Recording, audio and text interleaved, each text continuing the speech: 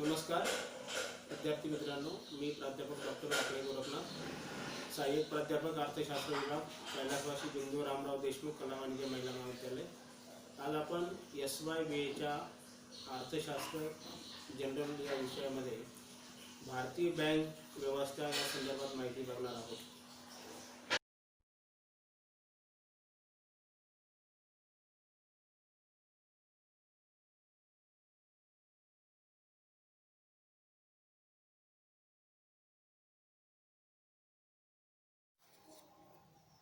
नमस्कार विद्यार्थी मित्रांनो, आपण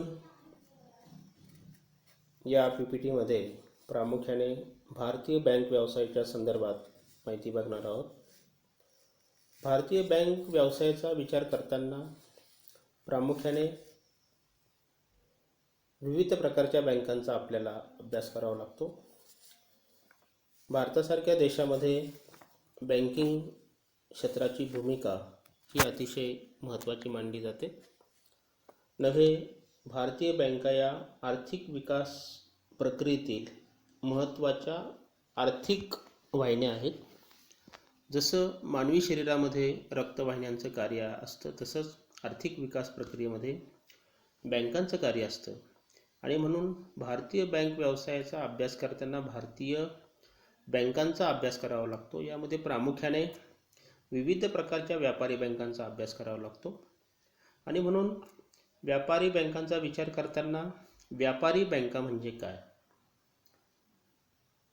व्यापारी बँका म्हणजे ठेवी स्वीकारणे आणि कर्जाचे व्यवहार करणाऱ्या कोणत्याही वित्तीय संस्थांना व्यापारी बँक असं म्हणतात। किंवा बँक म्हणजे काय, तर ठेवी स्वीकारणे आणि कर्जाचे व्यवहार करणाऱ्या वित्तीय संस्थेला आपण बँक असं म्हणतो। बँकांनाच व्यापारी बँका असं म्हणतात। कोणत्याही प्रकारच्या वित्तीय संस्था ठेवीच्या माध्यमातून कर्जाची उभारणी करत असतात, म्हणून अशा कोणत्याही वित्तीय संस्थांना आपण व्यापारी बँका असं म्हणतो। व्यापारी बँकांचं वेगवेगळ्या प्रकारामध्ये प्रामुख्याने वर्गीकरण केलं जातं। एक, सार्वजनिक क्षेत्रातील बँका, ज्यांना आपण राष्ट्रीयकृत बँका असं म्हणतो। दुसऱ्या, खाजगी क्षेत्रातील बँका, ज्या खाजगी क्षेत्रामध्ये कार्य करतात। नंबर 3, परदेशी बँका, ज्या राष्ट्रीय पातळीवर आंतरराष्ट्रीय पातळीवर कार्य करत असतात।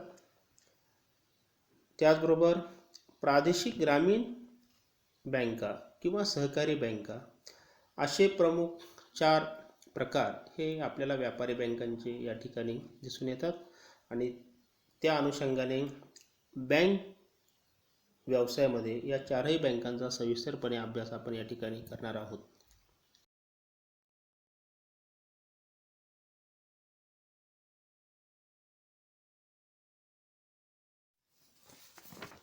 आपण बँकांच्या वर्गीकरणानंतर आपण या प्रत्येक बँकांची व्याख्या या ठिकाणी समजून घेणार आहोत।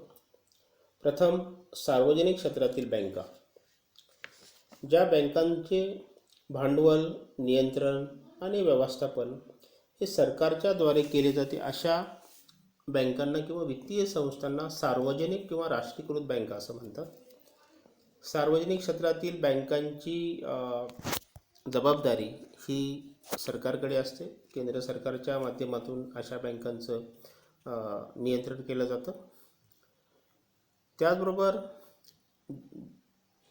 खाजगी क्षेत्रातील बँका, ज्या बँका व्यापारी, उद्योजक, इतर घटकांनी सुरू केलेल्या असून त्यांची मालकी सरकारकडे नसते, तर खाजगी व्यक्तीकडे असते, अशा बँकांना प्रामुख्याने आपण खाजगी बँका असं म्हणतो। उदाहरणार्थ axis bank, HDFC bank, ICICI bank या खाजगी क्षेत्रातील मोठ्या बँका आहेत। त्याचबरोबर तिसरा जो प्रकार आहे, विदेशी बँका। विदेशी बँका म्हणजे ज्या बँकांचे मध्यवर्ती कार्यालय भारताबाहेर आहे आणि ज्या बँकांची मालकी आणि नियंत्रण व व्यवस्थापन अन्य देशातून केले जाते, अशा बँकांना विदेशी बँका असं म्हणतात. तर अशा पद्धतीनं प्रामुख्याने आपण या ठिकाणी या 3 बँकांच्या ज्या व्याख्या आहेत त्या सविस्तरपणे बघितलेल्या आहे.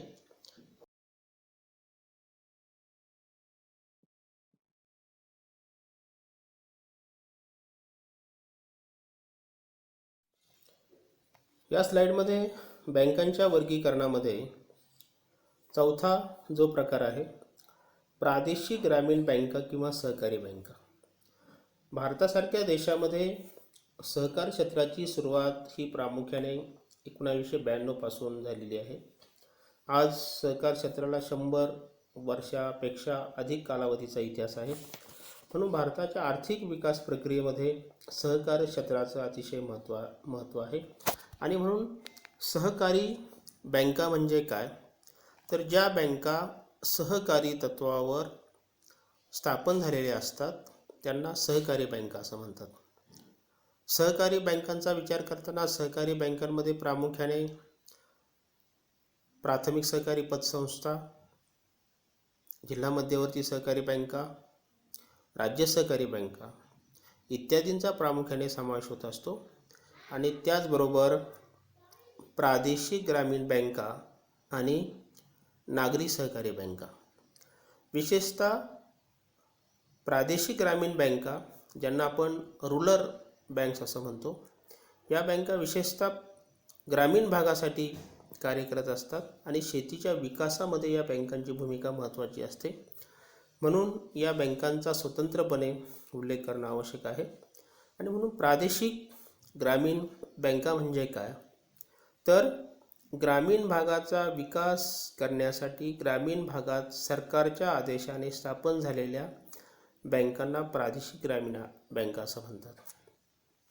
प्रादेशिक ग्रामीण बँका या ग्रामीण भागाच्या गरजा, ग्रामीण भागाची परिस्थिती, ग्रामीण भागाची संरचना इत्यादी विचारात घेऊन प्रामुख्याने अर्थसहाय्य करत असतात. आणि त्याचबरोबर दुसऱ्या ज्या बँका आहेत ज्यांना आपण नागरी सहकारी बँका असं म्हणतो, नागरी सहकारी बँका या नागरी भागामध्ये किंवा शहरी भागामध्ये स्थापन झालेल्या असतात. शहरी भागामध्ये सुद्धा लोकांच्या अनेक समस्या असतात, अनेक गरजा असतात. त्या गरजा ओळखून त्यांना अर्थसहाय्य करण्याचं काम प्रामुख्याने नागरी सहकारी बँका करत असतात.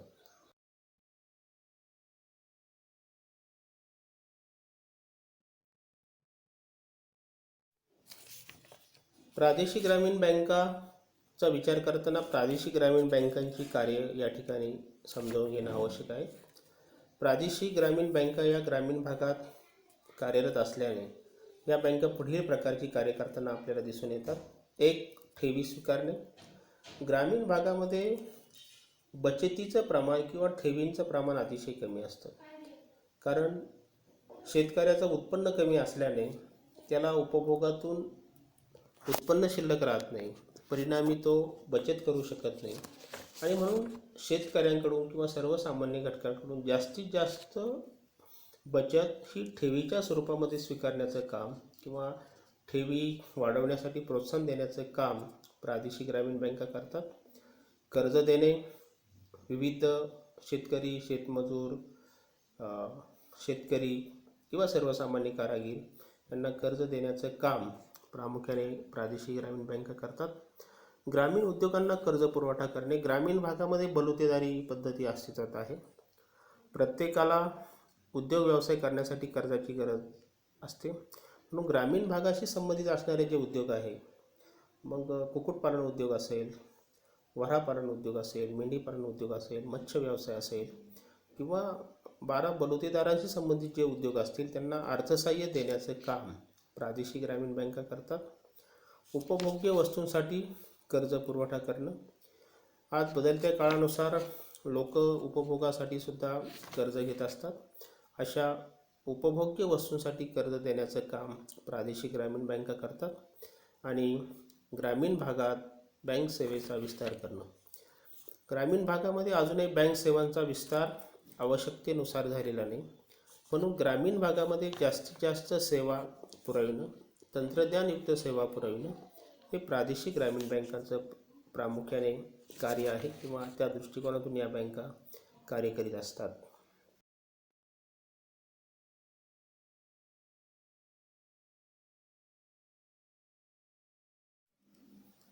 प्रादेशिक ग्रामीण बँका विविध प्रकारच्या कार्य करत असल्या तरी त्यांच्यापुढे अनेक प्रकारच्या समस्या आहेत. यामध्ये प्रामुख्याने या बँकांच्या ठेवी अपुऱ्या आहेत किंवा कमी आहे. ग्रामीण भागात बचत कमी असते, उत्पन्न कमी असतं, त्याच्यामुळे लोकांकडून बँकांमध्ये ठेवी ठेवल्या जात नाही किंवा बचत केली जात नाही. थकबाकी वसुलीच्या समस्या आहे. शेतकरी कर्ज घेतो परंतु पिकांच्या उत्पन्नाअभावी तो कर्ज वेळेवर परत करू शकत नाही, त्याच्यामुळे थकबाकी मोठ्या प्रमाणात आहे. बँकांचा तोटा सातत्याने वाढताना दिसतो. घेतलेलं कर्ज वेळेत न मिळाल्यामुळे बँकांना तोटा सहन करावा लागतो. अयोग्य कर्मचारी आहे, कर्मचारी हा प्रशिक्षित नाही आहे. त्याचबरोबर एकांगी कर्ज पुरवठा केला जातो. प्रादेशिक ग्रामीण बँका ह्या फक्त शेती आणि शेतीशी संबंधित घटकांना कर्ज पुरवठा करतात. हा कर्ज पुरवठा एकांगी होतो, म्हणून बँकांनी विविध अनुषंगाने कर्ज पुरवठा करणं आवश्यक आहे. त्याचबरोबर स्थानिक सहभागाचा अभाव आहे. ग्रामीण भागात प्रादेशिक ग्रामीण बँका सहकारी पतसंस्थांना किंवा स्थानिक घटकांना त्या ठिकाणी सहभागी करून घेत नाही. त्याचबरोबर सहकाराचा अभाव आहे. प्रादेशिक ग्रामीण बँका या सहकारी तत्त्वावर जरी कार्य करत असल्या तरी सहकाराचा अभाव त्या ठिकाणी आपल्याला मोठ्या प्रमाणात आढळून येतो. ग्रामीण भागाचा अपुरा विकास झालेला आहे. अजूनही ग्रामीण भागामध्ये पायाभूत सुविधा नाही, शेतीचा विकास झालेला नाही. त्याच्यामुळे प्रादेशिक असमतोलाच्या ज्या समस्या आहेत त्या ठिकाणी आपल्याला निर्माण झालेल्या दिसतात. आणि शेवटचा मुद्दा, सदन लोकांचं वर्चस्व हे प्रादेशिक ग्रामीण बँकांवरती आहे. किंबहुना राजकीय हस्तक्षेप हा आपल्याला प्रादेशिक ग्रामीण बँकांच्या कार्यामध्ये मोठ्या प्रमाणात दिसतो. तर अशा विविध प्रकारच्या ज्या समस्या आहेत त्या समस्या आपल्याला प्रादेशिक ग्रामीण बँकांच्या संदर्भात या ठिकाणी दिसून येतात.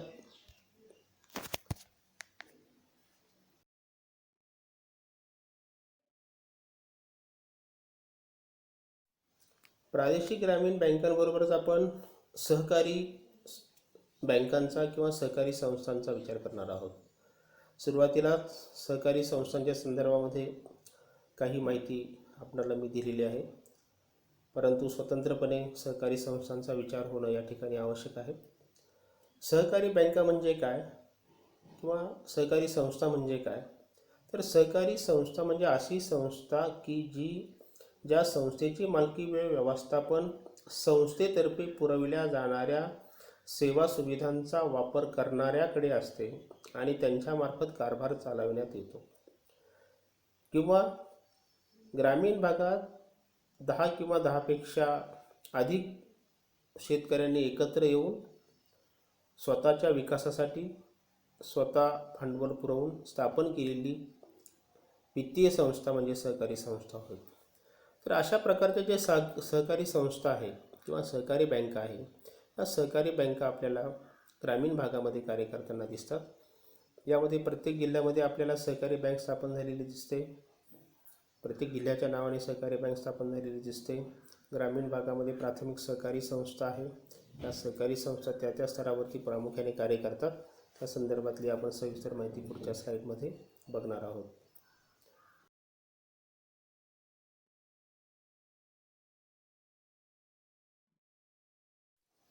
सहकारी बँक किंवा सहकारी संस्थांचा विचार करताना आपल्याला सहकारी बँकांची कार्य विचारात घ्यावी लागतात. कारण भारतासारख्या देशामध्ये सहकार क्षेत्राची आर्थिक विकासातील भूमिका अनन्यसाधारण किंवा महत्त्वाची आहे. म्हणून त्या दृष्टिकोनातून सहकारी बँकांची कार्य विचारात घ्यावी लागतात. सहकारी बँका पुढील प्रकारची कार्य प्रामुख्याने करतात. एक, शेतकरी सभासदांना कर्ज देणे. कारण सहकारी तत्वावर या बँका स्थापन झालेल्या असल्याने आपल्या सभासदांना कर्ज देणं हे प्रमुख काम सहकारी बँकांचं आहे. कर्जाच्या वापरावर लक्ष देणं. अनेक वेळेला सभासद शेतकऱ्याने घेतलेलं कर्ज योग्य कारणासाठी तो वापरत नाही. अनेक त्याचे घरगुती कार्यक्रम असतात, लग्न असतात, अंत्यविधी असतात, काही सांस्कृतिक कार्यक्रम असतात. या कार्यक्रमावर तो खर्च करत असतो. म्हणून शेतकऱ्याने घेतलेलं कर्ज प्रॉपर शेती उत्पादनासाठी वापरलं जावं यासाठी या बँका लक्ष देत असतात. ग्रामीण भागामध्ये बचतीला प्रोत्साहन देण्याचं काम सहकारी बँकांच्या माध्यमातून केलं जातं, किंबहुना बचत वाढवण्यासाठी प्रयत्न केले जात असतात. शेती उपयुक्त साधनांचा पुरवठा करणं, शेतीला आवश्यक असणारी आदाने आणि प्रदाने, विशेषतः रासायनिक खते, बी बियाणे किंवा नांगरणीसाठी लागणारी साधने, वीज पंप यासारखी जी साधनं आहेत, ही साधनं पुरवण्याचं काम हे सहकारी बँकांच्या माध्यमातून केलं जातं. अत्यावश्यक वस्तूंचा पुरवठा करणं, ग्रामीण भागामध्ये अनेक वेळेला अत्यावश्यक वस्तू, अन्नधान्य किंवा कपडा किंवा त्या संदर्भातल्या ज्या वस्तू आहेत त्या वस्तूंचा पुरवठा सहकारी बँकांच्या माध्यमातून केला जातो. आणि आपल्या सभासदांसाठी विविध प्रकारच्या सेवा पुरवणं, काही सांस्कृतिक कार्यक्रम आयोजित करणं, सभासद शेतकऱ्यांच्या मुलांना प्रोत्साहन देणं किंवा ज्या बँकिंग सुविधा आहेत त्या सर्व प्रकारच्या बँकिंग सुविधा पुरवण्याचं काम हे सहकारी बँकांच्या माध्यमातून प्रामुख्याने केलं जातं.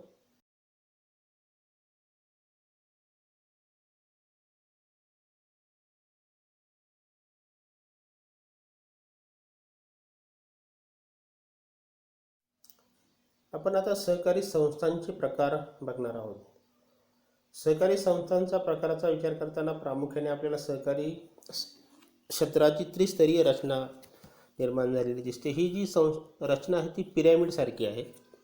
यामध्ये गाव पातळी व प्राथमिक सहकारी पतसंस्थांचा समावेश होतो.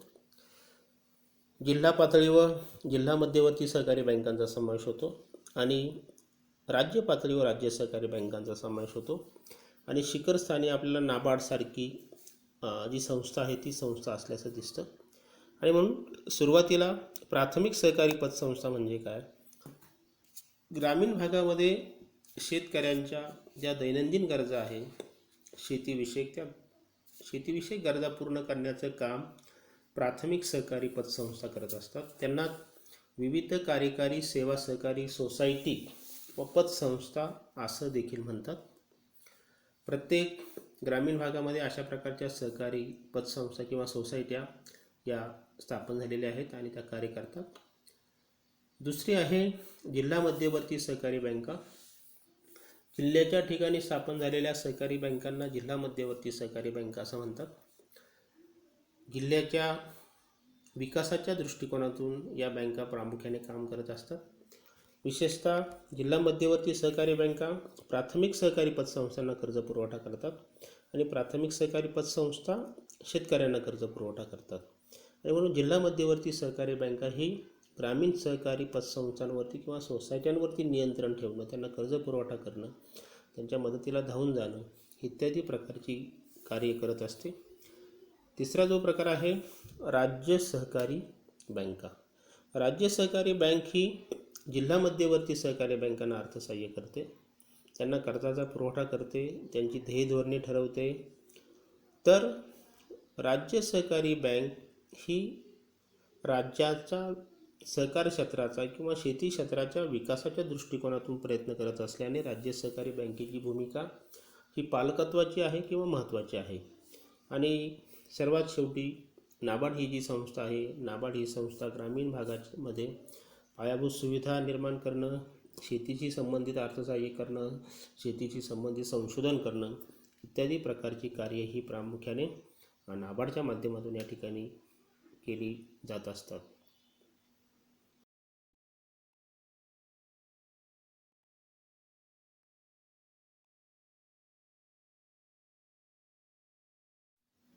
आपण या स्लाईडमध्ये सहकारी क्षेत्राच्या ज्या समस्या आहेत त्या समस्या प्रामुख्याने कमी करण्यासाठी ज्या विविध प्रकारच्या उपाययोजना केल्या गेलेल्या आहेत त्या उपाययोजनांचा विचार आपण यामध्ये करणार आहोत. अनेक प्रकारच्या उपाययोजना आहेत. यामध्ये विशेषतः उत्पादक कारणासाठी जर कर्ज दिलं तर कर्जाचा योग्य वापर होऊ शकतो. पीक कर्जाची उपयुक्तता तपासणं. अनेक वेळेला सहकारी बँका किंवा पतसंस्था कर्ज देतात परंतु त्या कर्जाची उपयुक्तता तपासत नाही. कमी व्याजदराने कर्ज पुरवठा करणं.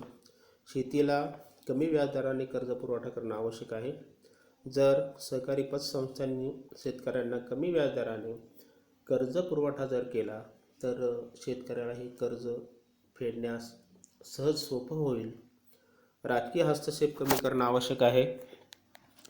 सहकारी संस्थांमध्ये राजकीय हस्तक्षेप आपल्याला मोठ्या प्रमाणात दिसतो. लोकांमध्ये सहकारी तत्त्व रुजवणं आवश्यक आहे. लोकांना किंवा सभासदांना ही जाणीव करून दिली पाहिजे की सहकारी बँका या तुमच्या विकासासाठी कार्य करत असतात, म्हणून त्यांच्यामध्ये सहकारी भावना निर्माण करणं. बँकांनी नफा वाढवण्याकडे लक्ष दिलं पाहिजे, कारण बँक व्यवसाय हा व्यवसाय आहे आणि म्हणून बँकांनी अधिकाधिक नफा मिळवण्याकडे लक्ष दिल्यास किंवा त्या प्रकारच्या धोरण आखल्यास बँकांना त्या ठिकाणी तोटा सहन करावा लागणार नाही. सहकारी बँकांनी व इतर माध्यमातून भांडवल वाढवणे आवश्यक आहे. सहकारी बँका या सभासदांच्या ठेवींवरती कार्य करत असतात, परंतु हे जे भांडवल आहे ते अपुरं असतं. बऱ्याच वेळा राज्य सरकारच्या माध्यमातून भांडवल उभारण्याचा प्रयत्न केला जातो, परंतु बँकांनी इतर प्रकारचे जे सोर्सेस आहे ते सोर्सेससुद्धा उभे करणे आवश्यक आहे. तंत्रज्ञानाचा अधिकाधिक वापर झाला पाहिजे. ग्रामीण भागामध्ये अजूनही सहकारी बँकांमध्ये तंत्रज्ञानाचा वापर केला जात नाही.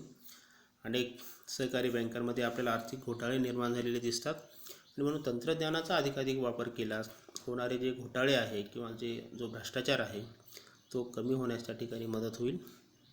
बँकांनी स्पर्धाक्षम बनणं आवश्यक आहे. सहकारी बँका जोपर्यंत स्पर्धेत उतरत नाही तोपर्यंत त्यांचा विकास हा होऊ शकणार नाही. म्हणून या बँकांनी स्पर्धाक्षम बनणं हे आवश्यक आहे. त्याचबरोबर कर्ज वसुलीची प्रक्रिया ही मोठ्या प्रमाणात राबवण्यासाठी यंत्रणा उभी करणे आवश्यक आहे. जोपर्यंत सहकारी बँकांकडे कर्ज वसुलीची यंत्रणा सक्षम असणार नाही तोपर्यंत कर्ज वसूल होणार नाही, कारण अनेक मोठ्या बँकांनासुद्धा कर्ज वसुलीच्या अनेक समस्या त्या ठिकाणी भेडसावत असतात. कर्ज वसुलीच्या प्रक्रियेमध्ये राजकीय हस्तक्षेप हा मोठ्या प्रमाणात होत असतो, म्हणून तो जर टाळायचा असेल तर सक्षम अशा प्रकारच्या यंत्रणा उभ्या करून कर्ज वसुली करणं आवश्यक आहे. या विविध प्रकारच्या उपाययोजना केल्यास सहकारी क्षेत्राची प्रगती होऊन आर्थिक विकासाला आणि शेती विकासाला निश्चितपणे हातभार लागू शकेल.